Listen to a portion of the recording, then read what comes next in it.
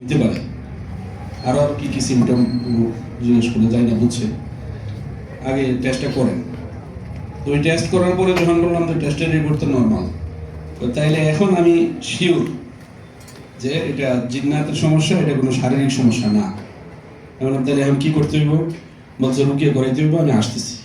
পরে তো কি গেছে, তো যাওয়ার পরে রুকিয়ে করবে, তো ওরে বোরকা পরায় আইনা চেয়ারে বসাইছি। বসানোর পরে আমি এই জায়গাটা আর একটু বলতেছি, এটা অনুভূতির বাইরে। তো কি আমারে বলতেছে যে আপনি 2-3টা জায়নামাজ দেন আর 2-3টা বালিশ দেন। আমি চিন্তা করছি রুকিয়ে করবো স্বাভাবিকভাবে, তো রুগীর সামনে কানের মধ্যে কোরআন তেলাওয়াত করে যেটা দেখি আর কি রুকিয়ে, এটাই। জায়নামাজ দিয়ে আর বালিশ দিয়ে কিতা করবো? হ্যাঁ, পরে আমি ওরা কিছু জিজ্ঞেস করি নাই, আমি তো প্রেজেন্ট আসি, দেখি কি হয়। একটু পরে দেখি রুগী যখন চেয়ারে ঘোরাঘুরি শুরু করছে, পেশেন্ট তো ওই মহিলা, পেশেন্ট চাপ দিয়ে ধরবে কেমনি? আমি হইলাম মাজুর, আমি তো ধরতে পারি না।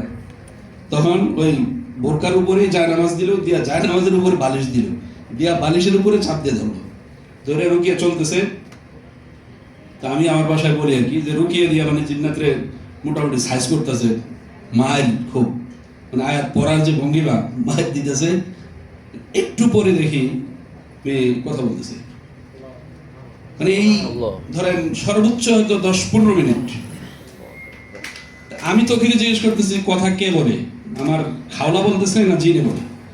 তো উনি মুসকে হাসতে বলতেছে খাওলারে জিজ্ঞেস করেন কে বলে।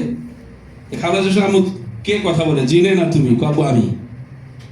বিশ্বাস করবেন আমার তো অনুভূতি বলতে বলছে, ওই মুহূর্তের অনুভূতিটা এটা আসলে বলার মতো ভাষা নেই। এটা কাউকে বলে ভাষায় বোঝানো যাবে না। মানে মুহূর্তের মধ্যে যে কোরআনে কারিমের যে জীবন্ত মুজিজা আমার সামনেই হলো। পরে আমি এই ঘটনাটা আমার মেয়ে যখন এই কথা বন্ধ হয়ে গেছে, এটা নিয়ে আমি ফেসবুকে পোস্ট করছিলাম। পরে যখন আমার সুস্থ হয়েছে, ওইটাও ফেসবুকে পোস্ট করছি। পোস্ট করার পরে বিভিন্ন জন আমাকে ইনবক্সে যে আপনি যেই মেয়েকে যেই রাখি দিয়ে রুকিয়া করেছেন, এই রাখির ঠিকানা আমাকে দেন। মানে এইভাবে দেওয়ার লাগে মানে আমি এই পরিমাণ মানে ইনবক্স পাইতেছিলাম যে শেষ পর্যন্ত কইলাম যে ভাই আপনার ঠিকানাটা আমার মেসেজ করেন। তখন আমি যে চাইতো ওই মেসেজ